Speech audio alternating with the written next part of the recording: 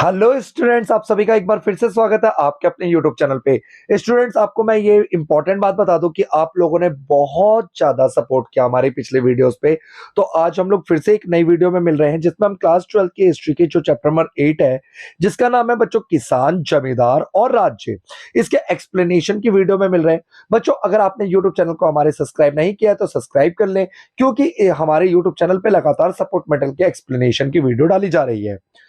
और हाँ, अपने फ्रेंड्स के साथ शेयर और लाइक जरूर करें। चलिए बच्चों, शुरू करते हैं वीडियो को। अपने लगभग इस चैप्टर के अंदर हम लगभग 16वीं और 17वीं सदी तक के बारे में पढ़ेंगे। बच्चों देखो, 16वीं 17वीं सदी के दौरान हिंदुस्तान में करीब 85% लोग जो थे वो गांव में रहते थे। कहां पे रहते थे बच्चों? गांव में रहते थे। और गांव में ना छोटे खेतीहर किसान भी रहते थे, तो भूमिहर सम्राट वर्ग मतलब अमीर लोग, दोनों तरह की सिख के लोग कृषि उत्पादन से जुड़े हुए लोग थे। ठीक है। सबसे महत्वपूर्ण ऐतिहासिक ग्रंथ उस समय की जो है वो है आईने अकबरी, जो कि अकबर के दरबारी इतिहासकार अबुल फजल ने लिखा था। ठीक है बच्चों।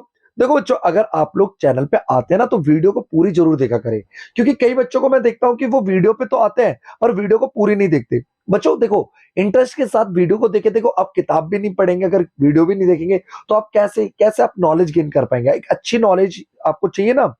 चले बच्चों, देखते हैं आगे। गुजरात हो गया, महाराष्ट्र हो गया, राजस्थान हो गया, ईस्ट इंडिया कंपनी के दस्तावेज इस समय के बहुत सारे मिलते हैं। गुजरात, राजस्थान, महाराष्ट्र से जुड़े हुए ईस्ट इंडिया कंपनी के कई सारे दस्तावेज मिलते हैं इस काल से। देखो, रैयत, मुजारियात, खुद कास्ट, पाई कास्ट, ये किसानों के लिए इन शब्दों का इस्तेमाल किया जाता था। मानसून भारतीय कृषि का रीढ़ था। मौसम के दो मुख्य चक्र थे। चक्रों के दौरान खेती की जाती थी। एक खरीफ की फसल थी और एक रबी की फसल। खरीफ की फसल पतझड़ के महीने में उगाई जाती थी और रबी की फसल बसंत में उगाई जाती थी। ठीक है बच्चों, आगे देखते हैं। कपास और गन्ने जैसी जो फसल थी, इन्हें बेहतरीन फसल माना जाता था, जिसे जिन्स ए कामिल या सर्वोच्च सबसे अच्छी क्वालिटी के हम फसल के नाम से जानते हैं। ठीक है बच्चों, आगे देखते हैं बच्चों। अच्छा, तिलहन और जो दलहन है ना, ये नगदी फसलें थी। कैसी फसलें थी? नगदी फसलें थी, तिलहन और दलहन। मध्य भारत और दक्षिणी पठार की जमीन पर कपास उगाई जाती थी, जबकि बंगाल चीनी के लिए मशहूर था। बंगाल किसके लिए मशहूर था बच्चों? चीनी के लिए मशहूर था। कोई दिक्कत तो नहीं बच्चों, आगे देखते हैं। ग्रामीण समुदाय के तीन घटक थे। पहला खेतीहर किसान, दूसरा पंचायत, तीसरा गांव का मुखिया। ठीक है बच्चों। 17वीं सदी में मारवाड़ के खिलाफ लिखी गई एक किताब राजपूतों की चर्चा किसानों के रूप में करती है। जिन गांवों में कई जातियों के लोग रहते थे, वहां अक्सर पंचायत में भी विविधता पाई जाती थी। कृषि समाज में महिलाएं मर्दों के साथ कंधे से कंधा मिलाकर के खेतों में काम करती थी। बुआई, निराई और कटाई के साथ साथ पकी हुई फसलों का दाना निकालने का काम करती थी। ठीक है बच्चों, आगे देखते हैं।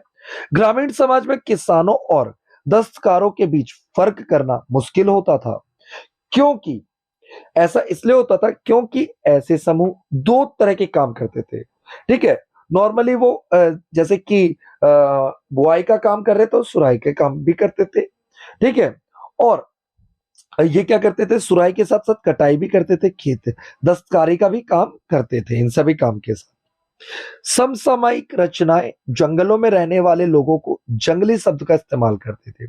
जमींदारों की समृद्धि की वजह थी उनकी विस्तृत व्यक्तिगत जागीर।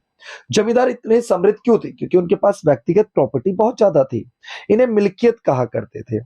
ठीक है बच्चों। निजी संपत्ति, देखो निजी जो संपत्ति थी, निजी संपत्ति बहुत ज्यादा पाई जाती थी इनके पास। ठीक है बच्चों, आगे देखते हैं। मुगल कालीन गांव में सामाजिक संबंधों की कल्पना एक पिरामिड के रूप में की गई थी। ठीक है, आगे देखते हैं। और भू राजस्व के भू राजस्व के इंतजाम के दो चरण थे। एक तो कर का निर्धारण करना और एक वास्तुकला वास्तविक वसूली करना। वास्तविक क्या करना बच्चों? वसूली करना।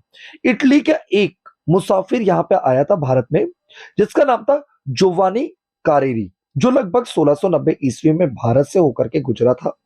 इसने इस बात का बड़ा सजीव चित्र पेश किया कि किस तरह चांदी तमाम दुनिया से होकर के भारत पहुंचती थी।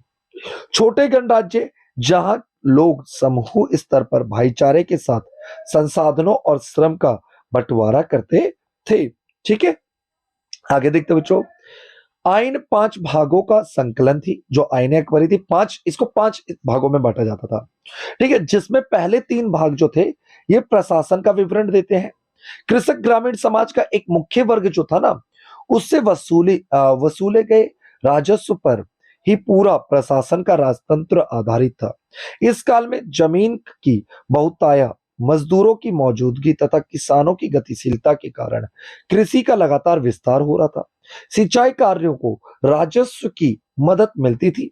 पशुपालन और बागवानी में बढ़ते मुनाफे की वजह से अहीर, गुज्जर, माली जैसे जो जातियां थी ये समाज में समृद्ध हो रही थी। इनकी स्थिति अच्छी होती जा रही थी। ठीक है बच्चों, देखो, अगर आपको समझ नहीं आती है चीजें तो आप कमेंट करके बताया करें। और हाँ, आप लोग वीडियो देखते हैं तो अपने कमेंट बॉक्स में अपना नाम जरूर लिख के जाया करें। इससे हमें पता चलता रहेगा कौन से बच्चे हमारे साथ कंटिन्यू हैं। ठीक है, और मैंने डिस्क्रिप्शन में अपना नंबर भी दे रखा है बच्चों। आप मेरे नंबर लेकर के आप हमारे से व्हाट्सएप से जुड़ सकते हैं। कोई भी दिक्कत आती है पेपर से जुड़ी हुई, प्रैक्टिकल से जुड़ी हुई, आप मुझसे पूछ सकते हैं। ठीक है, ग्रामीण पंचायत के अलावा गांव में हर जाति की अलग पंचायत होती थी।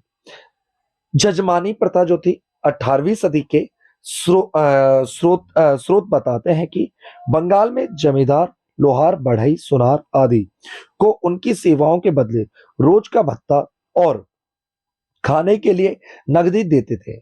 इस व्यवस्था को जजमानी कहते थे। ताकतवर लोग गांव के मसलों पर फैसला लेते थे और कमजोर वर्गों का शोषण करते थे।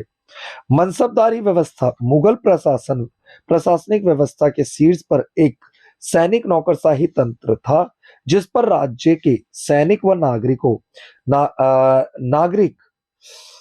नागरिक मामलों की जिम्मेदारी थी। ठीक है बच्चों, आगे देखते हैं। अकबर के शासनकाल में भूमि का वर्गीकरण। पुलाज वो भूमि होती थी जो साल भर खेती का पैदावार करती थी, इसको खाली नहीं छोड़ा जाता था। पड़ौती वह भूमि होती थी जिसे साल में कुछ दिनों के लिए खाली छोड़ दिया जाता था। आ गया बच्चों चचर। चचर वह जमीन होती थी जो 3-4 वर्षों तक खाली रहती थी। बंजर वह जमीन होती थी जो 5 या उससे ज्यादा वर्षों तक खेती नहीं की जाती थी। भू राजस्व मुगल प्रशासन की आमदनी का प्रमुख स्रोत था। इसीलिए पैदावार पर नियंत्रण रखने के लिए और विस्तृत होते साम्राज्यों में राजस्व के आ, आ, आकलन का आकलन का वसूली। सॉरी बच्चों, यहाँ पे मैं थोड़ा लड़खड़ा गया था। ठीक है, थोड़ा डिस्टर्ब हो गया था। ठीक है, आकलन तथा वसूली के लिए प्रशासनिक तंत्र की आवश्यकता होती थी। इस तंत्र के जो हेड होते थे वो दीवान का पद कहलाता था। मुगल राजस्व की वित्तीय व्यवस्था को देखरेख दीवानी के निर्देश में होता था। बच्चों यहाँ पे इसके इंपॉर्टेंट पॉइंट्स खत्म होते हैं। बच्चों अगर आप इनके एमसीक्यू क्वेश्चंस और इंपॉर्टेंट क्वेश्चंस की अगर वीडियो, जैसे ये डायग्राम वाली वीडियोस है दिख रहे हैं, ठीक, अगर आप चाहते हैं डायग्राम्स के, पैराग्राफ्स के, क्वेश्चनों की वीडियो अगर चाहते हैं तो बच्चों आप हमें कमेंट बॉक्स में कमेंट करके जरूर बताएं। देखिए, आप लोग हमारा सपोर्ट करें बच्चों, अपने दोस्तों के साथ चैनल को शेयर करें। हमारा चैनल बिल्कुल ग्रोइंग पीरियड पे है, बिल्कुल छोटा सा चैनल है। इस परिवार को बढ़ाने में आप सपोर्ट करें। आप ही के सपोर्ट से हमारा चैनल आगे बढ़ सकता है। अगर आप चाहते हैं कि इंपॉर्टेंट मैप्स के अगर आपको वीडियो चाहिए तो बच्चों प्लीज आप हमारी हेल्प करें। आप ही के हेल्प से हम आगे बढ़ सकते हैं। Thank you for watching us.